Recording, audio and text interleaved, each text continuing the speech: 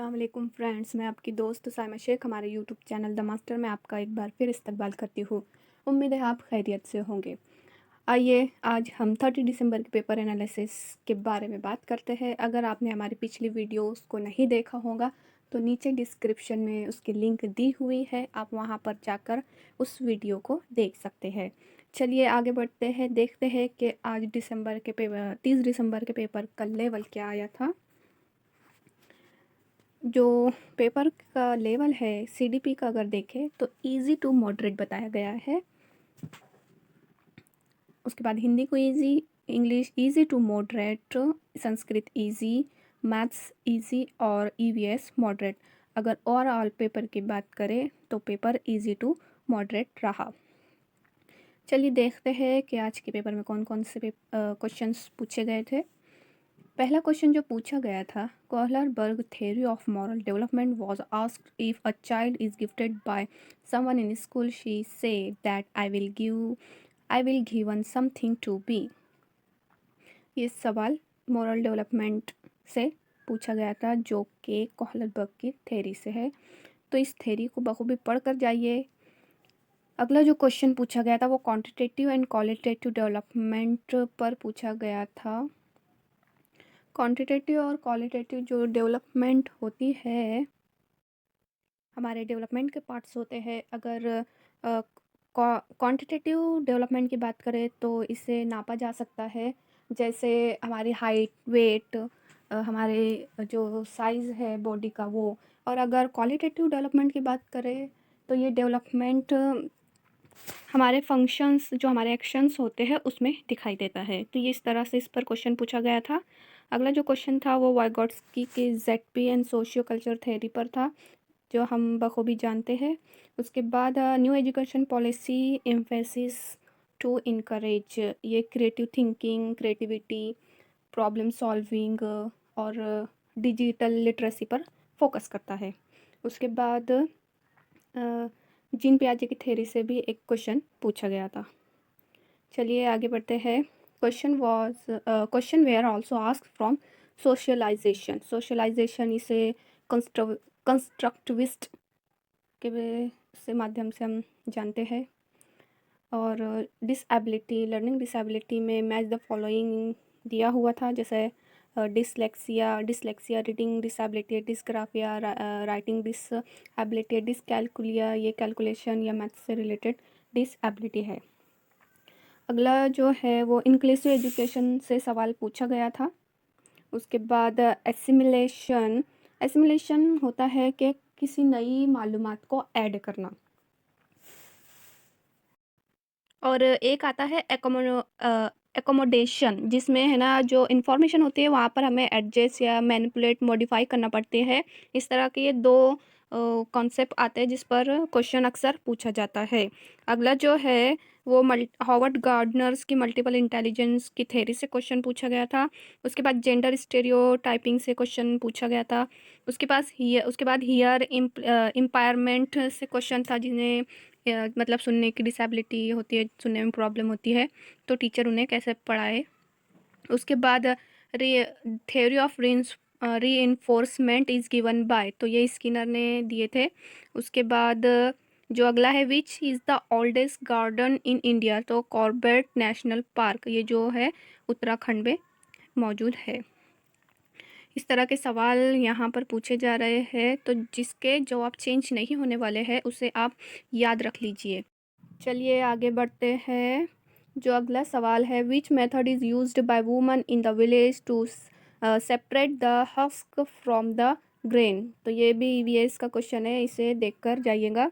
Which oil is used the least for cooking food in India, तो यह है palm oil, जो सबसे कम यूज़ किया जाता है या ना के बराबर यूज़ किया जाता है।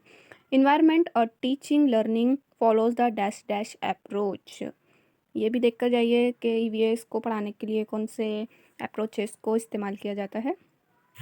Ask in pedagogy, if an environmental teacher is teaching children in the garden, what kind of education is she giving them, तो इसे हम नेचुरल भी कह सकते हैं, लेकिन आप इसे भी देख कर जाइएगा, इसकी पेडागॉगी से देख कर जाइएगा इन्वायरमेंट की, यहाँ से आपको बहुत मदद मिलेगी इस तरह के क्वेश्चंस के लिए। अगला जो सवाल है, what is mean by red data books. ये नया क्वेश्चन है, अभी तक कोई भी शिफ्ट में पूछा नहीं गया था, तो आपके बताते चलूँ कि रेड डाटा बुक क्या होता है।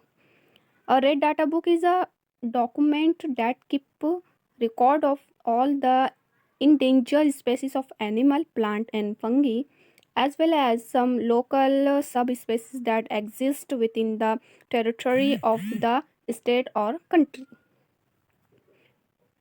ये इस तरह की रेड डाटा बुक होती है जहाँ पर इंडेंजर स्पेसीज एनिमल, प्लांट या फंजाई को मतलब बताया जाता है या उसका रिकॉर्ड रखा जाता है। चलिए आगे बढ़ते हैं। The question ask from the state connected to the coast. ये एक क्वेश्चन पूछा गया था। उसके बाद if the teacher bring a map to the class what kind of education is he giving. आपको इसका भी आंसर देखकर जाना है। आप अगर मेथड पढ़ लेंगे ना ईवीएस के, तो आपको इसके बारे में समझ में आ जाएगा। अगला था सिम्बायोसिस ऑर्गेनिज्म से क्वेश्चन था। उसके बाद particular regional species was also asked, यहाँ से भी क्वेश्चन पूछा गया था। Which one is the unicellular in given below. ये क्वेश्चन जो है ना, ये न्यू पूछे गए हैं, अभी तक के शिफ्टों में पूछे नहीं गए थे, तो इसका जवाब है जाइगोड। उसके बाद कोल्डेस्ट डेजर्ट है लद्दाख में, लेह लद्दाख। उसके बाद पोंगल डांस फ्रॉम, ये कहाँ का डांस है, तो ये तमिलनाडु का डांस है। अबू धाबी ट्रेन मैप, यहाँ से भी क्वेश्चन पूछे जा रहे हैं, तो आप इनसे भी अच्छे से पढ़कर जाइए। अक्सर क्वेश्चन रिपीट हो रहे हैं, इसमें से बहुत से क्वेश्चन अभी न्यू हमें देखने को मिले हैं। चलिए आगे बढ़ते हैं। A question was also asked to Bachendri Pal. Bachendri Pal ये एक इंडियन माउंटेनियर है, इन पर भी क्वेश्चन पूछा गया था। उसके बाद विच method is not correct for teaching in primary education. 4 option दिए होंगे आपको और उसमें से आपको सिलेक्ट करना है। Where is Nehru institute of mountaineer located, तो ये है उत्तराखंड में। उसके बाद mother help the child to do a task, तो ये क्या है, 4 ऑप्शन दिए हुए रहेंगे, तो ये है स्केप फोल्डिंग। स्केप फोल्डिंग होता है कि थोड़ी मतलब आगे बढ़ाने के लिए थोड़ी हेल्प करना, चाहे वो टीचर करे या फिर मदर या फिर ग्रुप में रहकर थोड़ी सी मदद, यानी वो जहाँ पर अटक रहा है उसे आगे जाने के लिए जो थोड़ी सी हेल्प होती है, थोड़ी मदद होती है, उसे स्केप फोल्डिंग कहते हैं। अब मैथ्स के देखें हम क्वेश्चन, यहाँ पर HCF और LCF निकालना थे। ये क्वेश्चन दिया हुआ था, ये HCF और LCF से बहुत क्वेश्चन आ रहे हैं। फिर उसके बाद फ्रैक्शन बेस्ड क्वेश्चन थे, फिर सिंप्लीफिकेशन पर क्वेश्चन आया था। उसके बाद टाइम और क्लॉक पर भी क्वेश्चंस पूछे जा रहे हैं, तो आप इन टॉपिक को अच्छे से कवर करके जाइएगा। Now India time 10 AM, what is the time of Abu Dhabi. तो आपको बताते चलो कि इंडिया अबू धाबी से 1.5 घंटा आगे है, तो इसी तरह से इसका जवाब होगा 8:30 8:30।